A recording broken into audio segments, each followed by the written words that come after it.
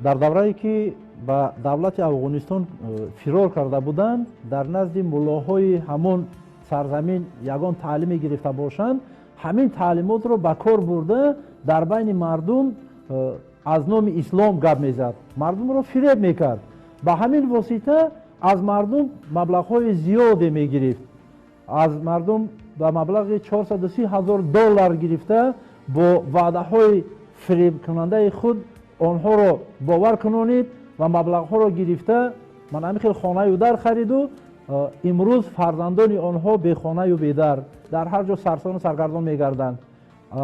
маблағи фирефтаи ҳамин Муҳаммад Иқбол имрӯз шиками ӯро дар хориҷ сер мекунаду мардуме ки маблағро бо як боварӣ ба ӯ доданд имрӯз муҳтоҷ ҳастанд, бехонаю бедар мондагӣ ҳастанд.